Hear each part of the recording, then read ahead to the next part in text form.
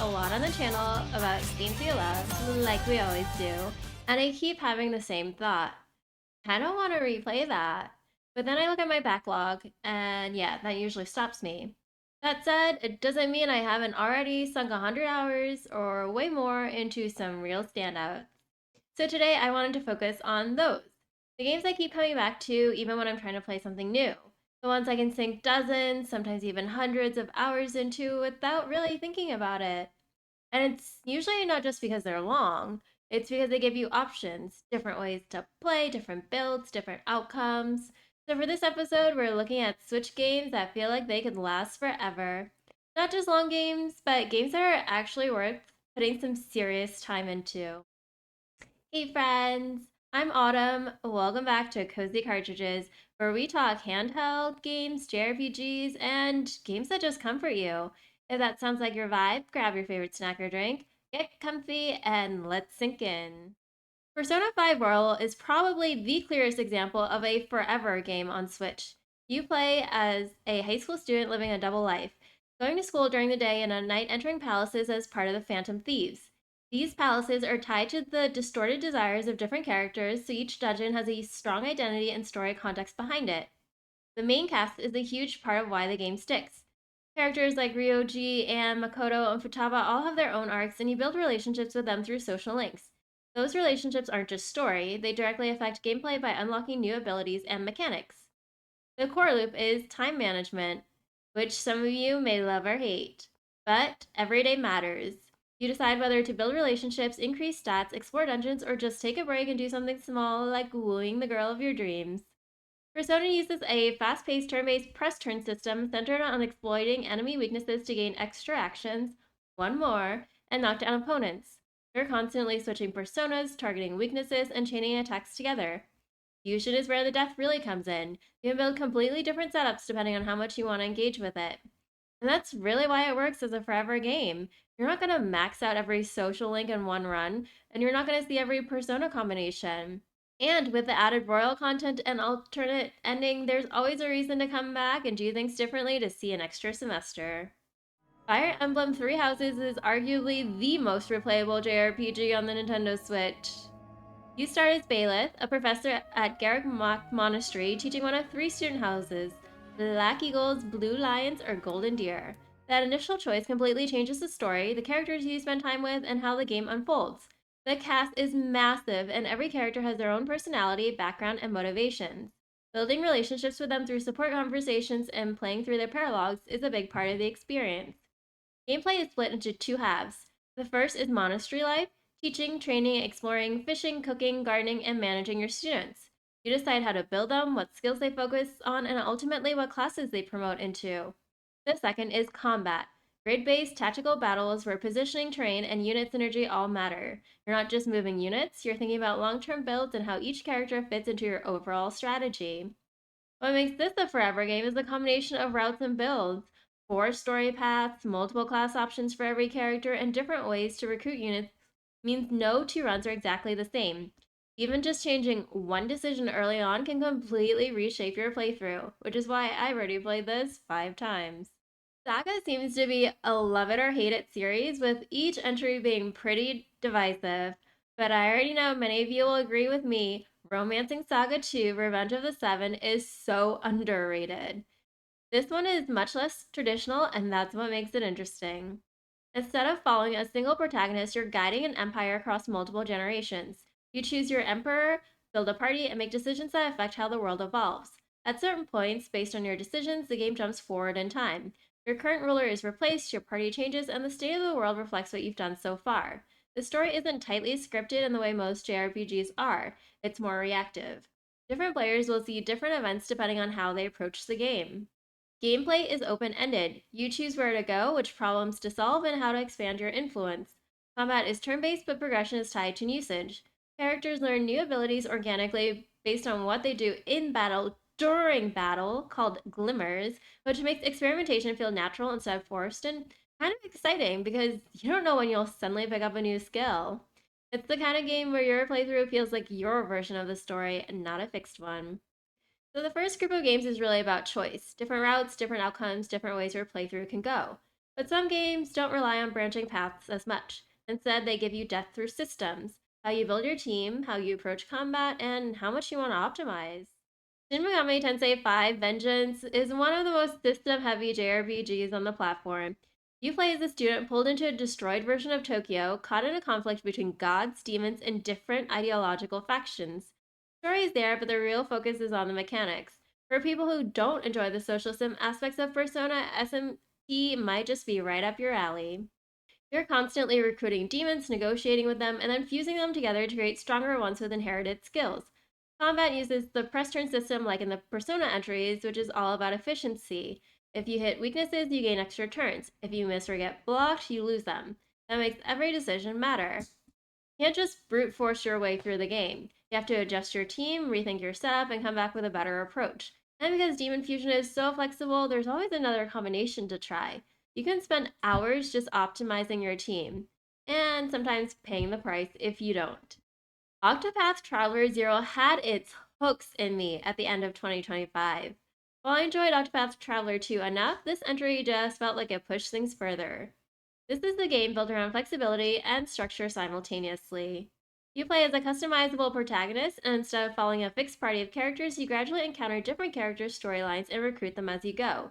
A lot of the experience is about deciding which swords to pursue first rather than be pushed down a single path. Structurally, the game is split into three main narrative routes you can tackle in any order. They eventually converge, then branch out again before coming back together later on to tie up the story. So, even from just a story standpoint, it's a long layered structure that encourages you to keep pushing forward to see how everything connects. On top of that, there are village building mechanics that slowly develop over time. That part especially stuck with me. Something I found myself doing late at night, just slowly building things up, not really rushing anything. And it's not just cosmetic either, because what you build feeds back into gameplay and can directly help you in battle. Combat is turn based, built around breaking enemy defenses and then boosting attacks for bigger damage. You're working with an 8-person party system, 4 active members, and 4 in reserve, so a lot of the strategy comes from mixing and matching combinations that support each other and swapping them at the right time. Then the class system expands things even further. You can experiment with your own job and secondary job, mix NPCs' abilities, building setups that go way beyond default roles. That combination, semi-open progression, layered story structure, party synergy, and build variety is what makes it such an easy game to keep coming back to. I need to take a moment to say Square Enix really did a banger job with the second half of 2025. Final Fantasy Tactics The Evil East Chronicles is one of those games where the systems are a huge part of the appeal, but the story gives everything weight. You're set in the world of Evil East in the middle of a collapsing political system where noble houses, military factions, and the church are all fighting for control behind the scenes. Not really a save the world story, it's more about how people maneuver through a world that's already breaking apart and how far individuals are willing to go for power, survival, or belief. You follow Ramses' perspective through that conflict, and what starts as him simply being pulled into larger events gradually turns into something much more personal as the lines between loyalty, truth, and propaganda start to blur. A lot of the story is told through battles that feel like extensions of those political tensions. You're not just fighting monsters, you're often caught in fights between factions that all think they're justified, which gives even basic encounters more weight than you'd expect from a tactical RPG. Combat itself is fully tactical. You're moving units across the grid, managing turn order, positioning, terrain advantages, and ability timing. But the real depth comes from the job system. Each character can learn abilities from different classes knight, mage, monk, archer, and more, and then mix and match those skills in ways that completely change their role on the battlefield. You're not locked into one identity for each unit. You can build them however you want, except for the handful of actual story characters, and experiment with combinations that shift how your entire team functions. It's the kind of game where you can easily spend as much time planning builds, party compositions, and job combinations as you actually do out on the battlefield. Those games give you a lot to work with in terms of builds and systems, but sometimes the time investment comes from something simpler: pure scale. Long stories, big worlds, and games that can take dozens of hours just to see through. Dragon Quest XI Echoes of an Elusive Age is the definition of a classic long JRPG. You play as the Luminary, a chosen hero traveling across a large world, gathering party members and uncovering a story that builds over time. The cast is one of its strongest points. Each character feels distinct and they all get time to develop as the story progresses. Gameplay is traditional exploration, quests, towns, and turn based combat, but it's polished and consistent all the way through. Combat is straightforward turn based, but there's still depth through skill trees and party setups. Where it really makes it stand out is how much there is. Even after the main story, the game continues with a full post game that adds new story content and challenges. It's not just long, it's consistently engaging the entire way. And honestly, I actually preferred this over something like Dragon Quest VII, which leans more into fragmented structures, with separate arcs, regions, and town based story chapters. Dragon Quest XI just feels more cohesive in how its world and story unfolds, even as it continues to expand outward. The Legend of Heroes Trails of Cold Steel 3 is more than just a long game, it's part of a longer commitment. And if it were on Switch 1, get your act together, NIS, I'd be recommending Cold Steel 1. You play as Rune Schwartzer in this entry, now in a mentor role, guiding a new class at a military academy while dealing with ongoing political tensions that keep escalating in the background. The story is heavily character driven, and a lot of it comes from how this new class interacts with returning characters and events that are clearly building on everything that came before. Gameplay is split between daily life at the academy and structured story missions. You spend time building relationships, training students, managing preparations, and then heading out into dungeon style segments where everything comes together. Combat is turn based, but it's very active in how it plays out moment to moment. Each character has access to regular attacks, crafts, which are your character specific physical and skill based abilities, and arts, which function more like magic spells. Arts take longer to cast but hit harder or provide stronger utility, so you're constantly balancing speed versus impact.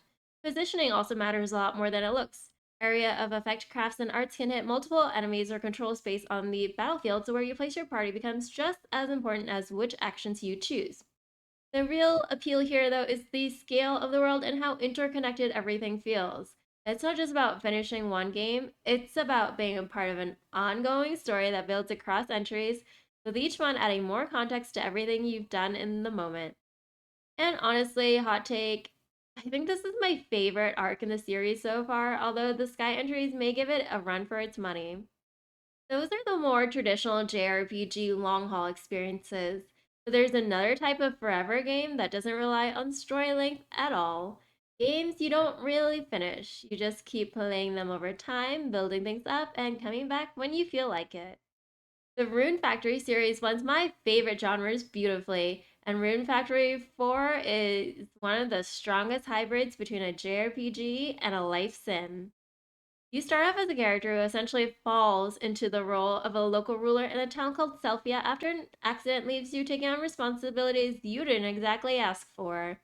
At first, it's very small scale. You're just helping out, getting used to the town, and slowly learning how everything functions. But as the story develops, it starts to branch outward in a way that feels much more like a traditional JRPG than you would expect.